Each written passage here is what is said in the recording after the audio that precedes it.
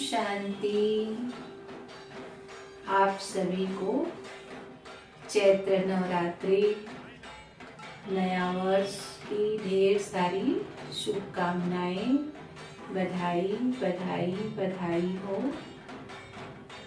हम सब 2 मार्च से इस वर्ष चैत्र नवरात्रि मनाने जा रहे हैं और यूँ तो भारत संस्कृति में हर महीने कई 30 त्यौहार आते रहते हैं और प्रायः सभी त्यौहार वर्ष में एक बार आते हैं, पर नवरात्रि वर्ष में 2 बार आते हैं। और देखा जाता कि एक नवरात्रि के बाद दशहरा आता है और ये एक नवरात्रि के बाद रामनवमी आती है। तो दोनों ही नवरात्रि राम से जुड़े हुए हैं और हम नवरात्रि की कई कथा सुनते हैं, जिसमें ये भी सुनने में आता है कि चतुर्युग के अंत समय ऐसा समय आया जो देवताओं को राक्षसों ने परास्त किया हुआ था और ऐसे समय पर स्वयं ब्रह्मा जी ने ऐसी शक्ति को उत्पन्न किया, जिस शक्ति जो अष्टभुजाओं से सुसज्जित थी, शेर पर सवार थी, अनेक अस्त्र शस्त्रों से अलंकृत थी और उस शक्ति ने अनेक शुंभ, निशुंभ, महिषासुर आदि अनेक प्रकार के राक्षसों का वध किया। तो ऐसे कई कथा हम सुनते हैं कि जब जब राक्षसों ने देवताओं को परास्त किया, देवताओं पर आक्रमण किया, देवताओं ने भी माँ शक्ति को आह्वान किया और माँ शक्ति द्वारा उन राक्षसों का वध हुआ और फिर से पुनः देवताओं ने अपना राजपाट संभाला। तो इस तरह से जो हम अनेक कथाएं सुनते हैं और वास्तव में जो कहा कि चतुर्युग के अंत समय, तो अब भी हम देख रहे हैं कि ये चौथा युग, सतयुग, त्रेता, द्वापर, कलयुग का ये अंतिम चौथा युग का समय है। और ऐसे समय पर स्वयं निराकार परम पिता परमात्मा शिव प्रजापिता ब्रह्मा के तन का माध्यम लिए और उन्होंने मातृशक्तियों को जगाया और उनमें जो मुख्य थी ओम राधे, जिनको उन्होंने जगदम्बा सरस्वती का टाइटल दिया।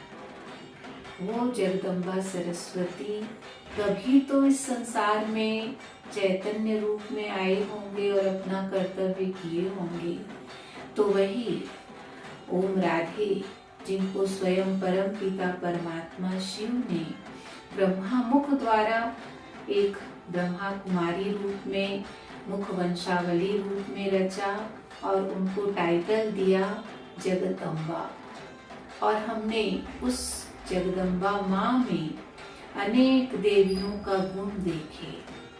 जिस तरह से मनुष्य जीवन में 3 चीजें अति आवश्यक हैं। सबसे पहला धन, जो जीवन में आवश्यक कार्य पूर्ण करने के लिए जरूरत होती, जिसके लिए मनुष्य लक्ष्मी जी को पूजता। और दूसरा, हर कार्य में सफल होने के लिए चाहिए विद्या और उसके लिए वो माँ सरस्वती को पूजता। और हर कार्य को सिद्ध करने के लिए चाहिए शक्ति और उसके लिए वो माँ दुर्गा, माँ जगदम्बा का पूजन अर्चन करता है।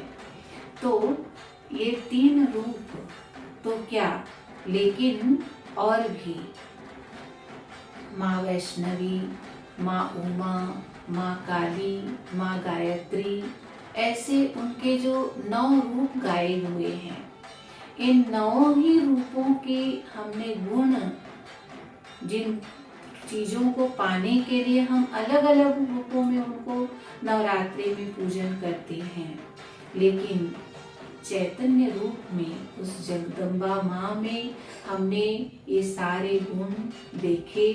और ऐसे माँ जिनको स्वयं परमात्मा ने ब्रह्मा मुख से रचा और उनके द्वारा आज हम सभी इस ईश्वरीय विश्वविद्यालय में ईश्वरीय पालना ले रहे हैं, उनका ही यादगार नवरात्रि में भक्त कलश की स्थापना करके, अखंड ज्योत जला करके, जवारे बो करके कई तरह से उनकी उपासना करते हैं और उनसे अनेकानेक मनोकामनाएं रखते हैं और उनसे मनोकामनाएं पाने की, पूर्ण होने की अनुभव भी करते हैं। तो चैतन्य में वो माँ अभी हम सब की मनोकामनाएं पूर्ण कर रही हैं। और जो कहा कि नवरात्रि के बाद जो राम दशहरा, रामनवमी जो आता है, तो वास्तव में ये चतुर्युग कलयुग के बाद पुनः इस भारत भूमि में राम राज, स्वर्ग, स्वर्णिम भारत आने वाला है। ये वर्ष जो हम अमृत महोत्सव मना रहे हैं, हमारी संस्था भी अमृत महोत्सव स्वर्णिम भारत की ओर इस थीम को लेकर के जो कार्य कर रही है, और इस नवरात्रि के भट्ठी को भी यही कहा गया, शक्तियां जागो, जग को जगाओ, भारत भूमि को फिर से स्वर्ग बनाओ। तो हम सब अपने मन, वचन, कर्म के द्वारा इस भारत भूमि को पुनः स्वर्ग बनाने जा रहे हैं। और इस नवरात्रि के योग भट्ठी में हम सभी उस परमात्मा शक्ति शिव बाबा से और मातृशक्ति जगदम्बा माँ से हम वो शक्तियाँ लेकर के पूरे भारत में तो क्या, पूरे विश्व में ऐसी शक्तियाँ, ऐसे वाइब्रेशन फैलाएंगे जो पुनः ये भारत भूमि स्वर्ग भूमि में परिवर्तित हो जाए। तो चलें, कुछ समय के लिए अभी हम उस परम पिता परमात्मा से शक्ति लेकर के और हम पुनः भारत को, भारतवासियों को, विश्व की सर्व दुखी अशांत आत्माओं को, भक्त आत्माओं को सकाश देंगे, मनसा वाइब्रेशन फैलाएंगे। तो कुछ क्षण के लिए हम सभी चारों तरफ से अपने मन के अनेक विचारों को एकाग्र करके और एकाग्रता पूर्वक बैठ जाएंगे। आज का स्वमान है, मैं माँ जगदम्बा के मंदिर की चैतन्य मूर्ति हूँ।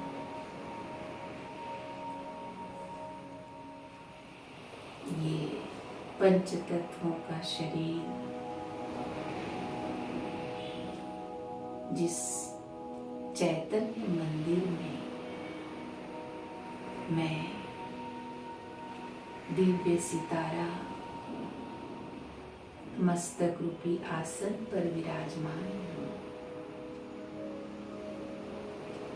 मस्तक बीच भ्रुकुटी में एक अखंड ज्योत की तरह जगमगाती हुई मैं आत्मा अपने इस चैतन्य मंदिर को प्रकाशित कर रही हूँ।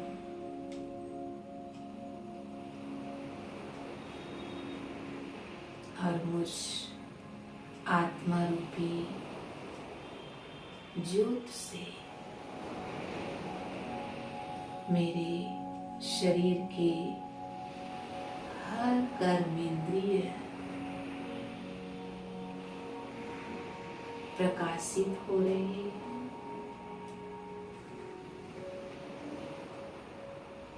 और हर कर्मेंद्रिय से प्रकाश निकलकर चारों दिशाओं में फैल रहे हैं। मैं आत्मा अपने से न्यारी होकर, उपराम होकर ऊपर अपने निज धाम परम धाम की ओर जा रही हूँ। सूर्य, चांद, तारों से भी पार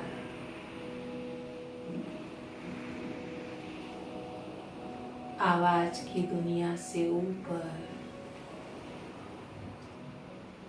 सितारे के समान उड़ती हुई मैं आत्मा फरिश्तों की दुनिया में, जहाँ अनेकानेक फरिश्ते चारों तरफ विचरण करते हुए दिखाई दे रहे हैं और चारों ओर दूर दूर तक हजारों चांदनियों सा प्रकाश फैला हुआ है। ऐसे फरिश्तों की दुनिया में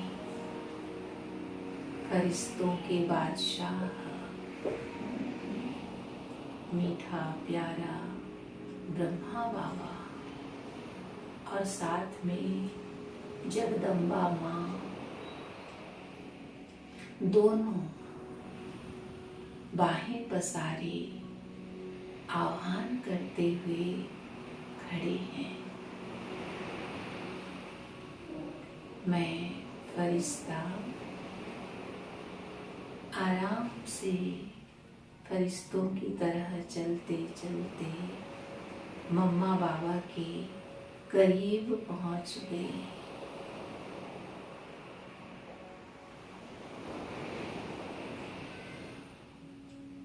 और बाबा से शक्तिशाली दृष्टि ले रही हूँ। बाबा मुझे वरदान दे रहे हैं। बाबा का वरदानी हस्त मेरे सिर पर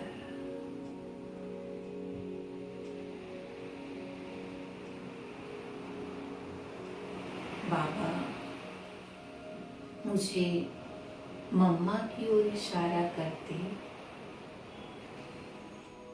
मैं फरिश्ता मम्मा से पावरफुल दृष्टि ले रही हूँ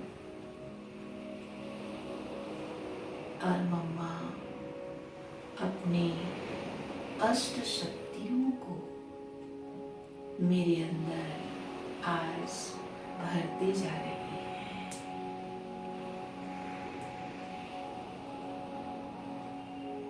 बाबा ने मम्मा को एक सुंदर सा गिफ्ट पैक दिया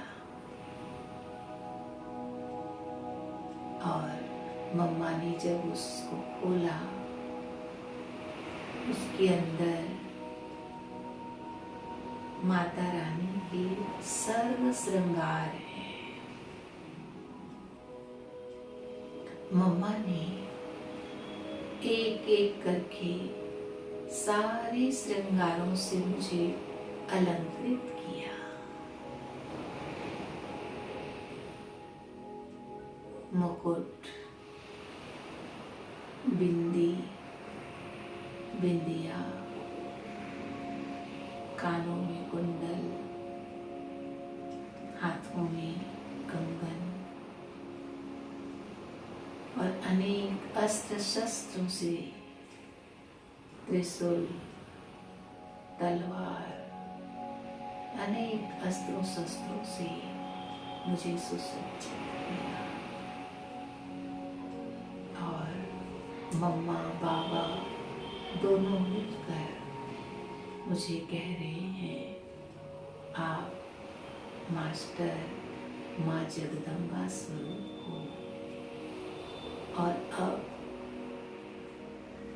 जाकर भक्तों को उनकी मनोकामनाएं पूर्ण करो।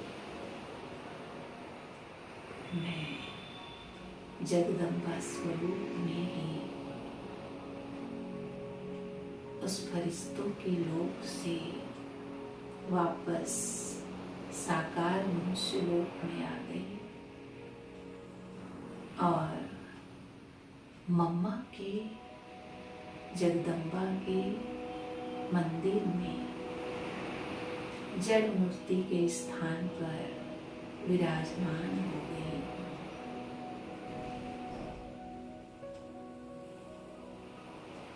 बड़ा सुंदर भव्य मंदिर के ऊपर ध्वज लहराता हुआ अनेक भक्त दूर दूर से नंगे पांव अपनी मनोकामनाएं लेकर जय माता की, जय माता की, जय माता की बोलते हुए मंदिर की ओर चले आ रहे हैं। और मैं माँ जगदम्बा सर्व भक्तों को परमात्मा शिव बाबा से, मम्मा बाबा से मिले हुए सर्व शक्तियाँ, सर्व वरदान किरणों के रूप में अपने मस्तक से, अपने नैनों से, अपने आशीर्वाद के हस्तों से सर्व भक्तों की मनोकामनाएं पूर्ण कर रही। सर्व भक्त स्वयं को तृप्त अनुभव कर रहे हैं और फिर से माँ की जयकारा बोलते हुए अपने स्थान को जा रहे हैं। ओम शांति, ओम शांति।